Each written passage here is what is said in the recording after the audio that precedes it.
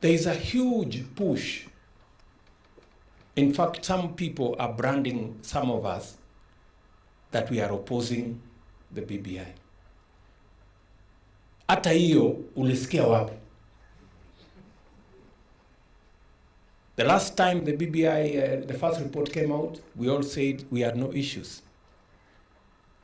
This other report has not come out.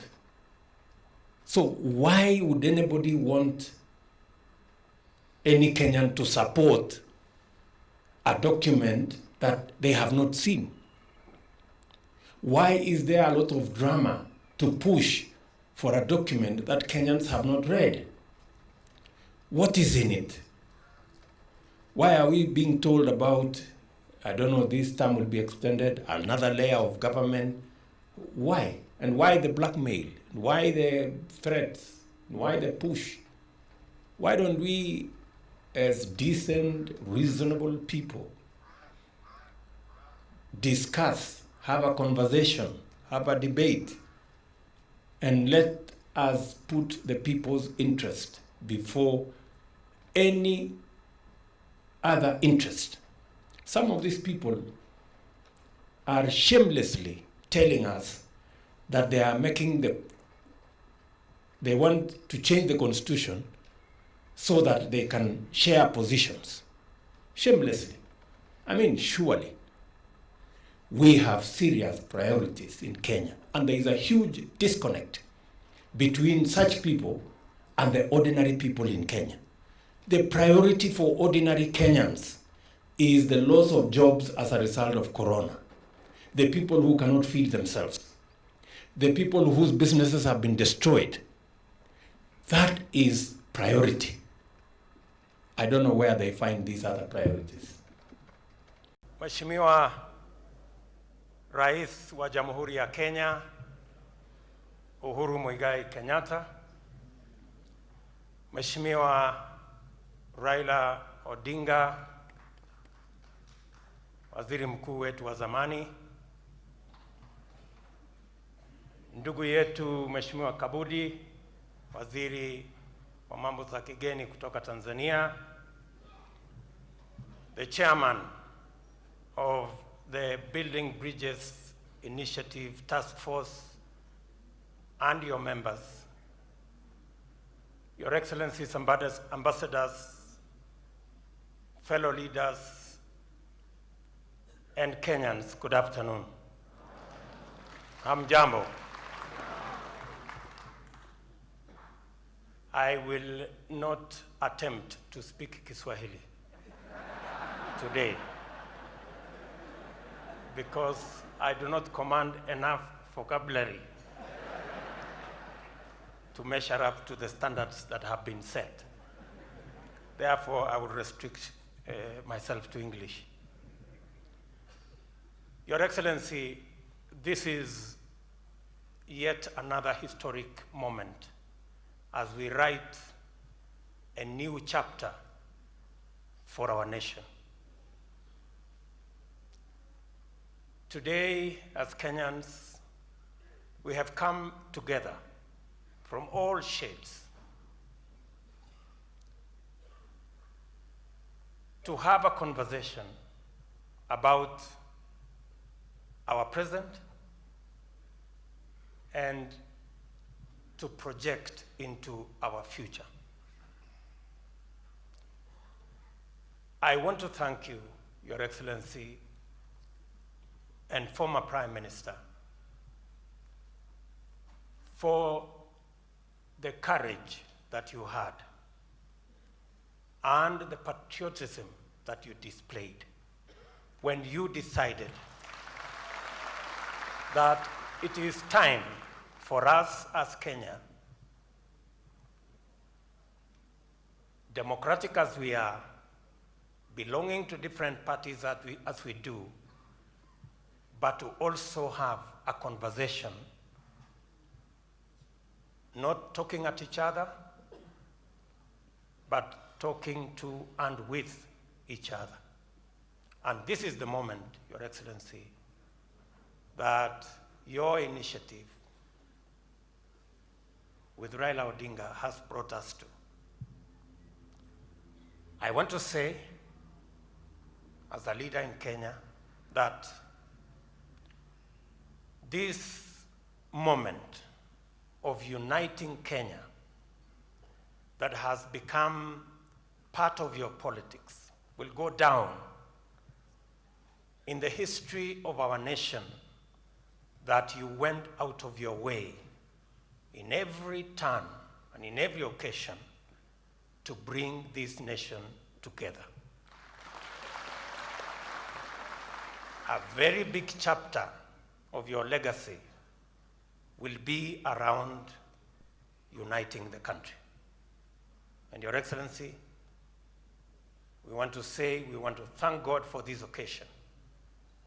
And we want to thank you and the former Prime Minister for doing this, not for yourselves, but for us, the 47 million Kenyans. Your Excellency, the document and the proposals and the recommendations that have been put together by this able team will form the basis for a national conversation. A conversation, Your Excellency, where there is no greater or smaller person. There is no superior or inferior opinion. That all of us, as citizens of Kenya, can air our views openly, frankly, so that we can have an informed conversation. Your Excellency,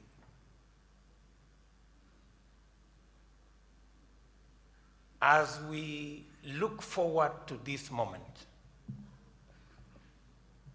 it is important for all of us to know where we are, how we got ourselves here, and what are the options for us going into the future.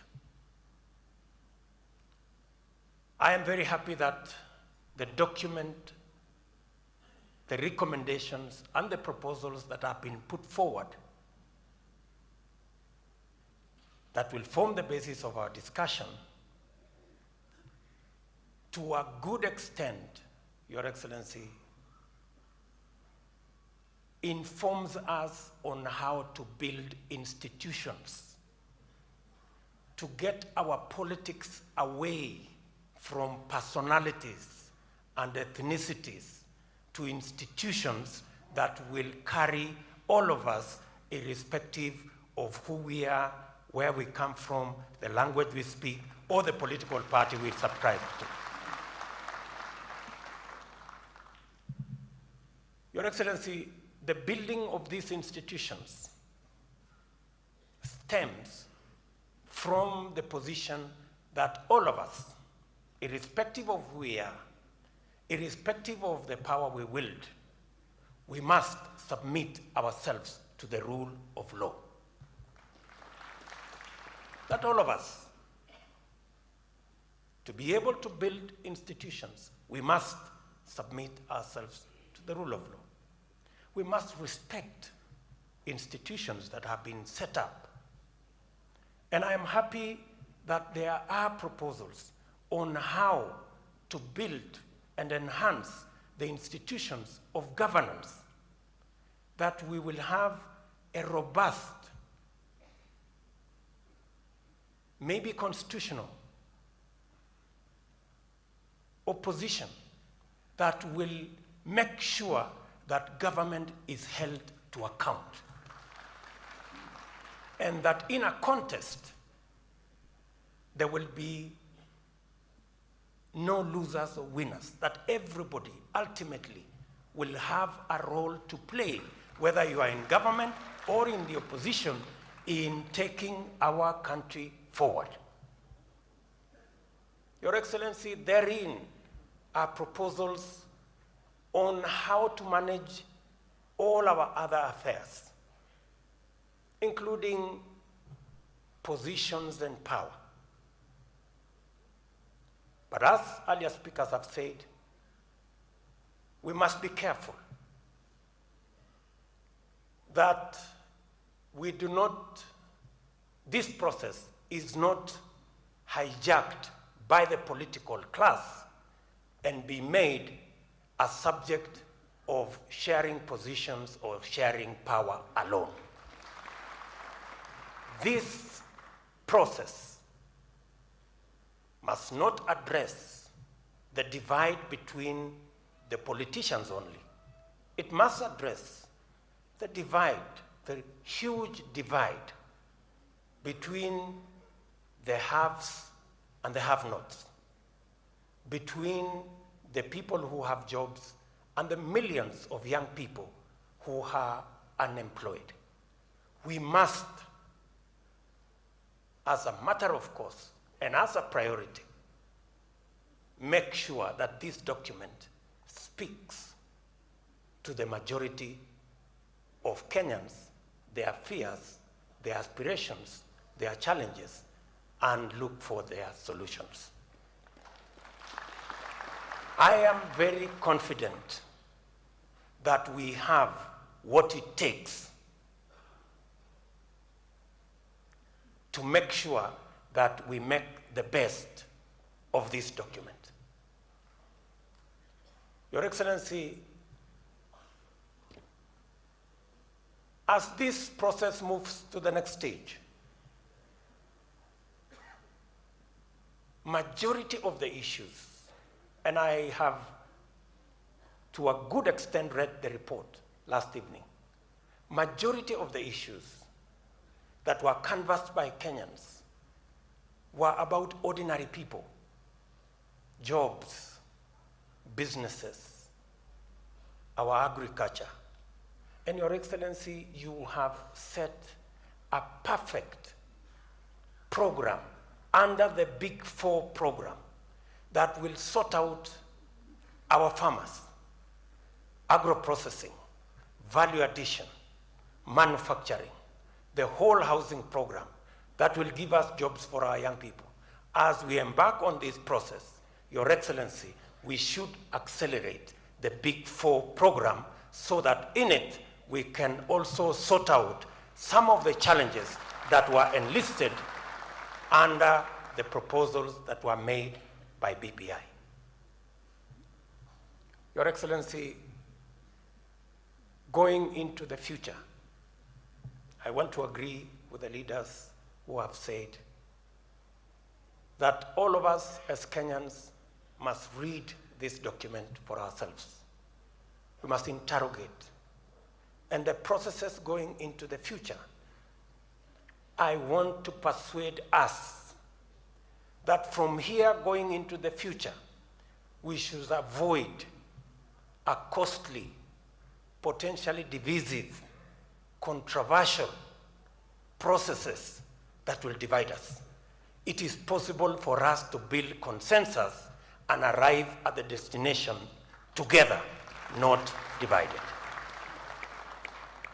Therefore, members of Parliament, members of the Senate, I think to a great extent, the job has been well cut out for you on what you should do in Parliament in terms of legislation, in terms of constitutional changes, but that must be informed by millions of Kenyans, their views, their aspirations, and their comments.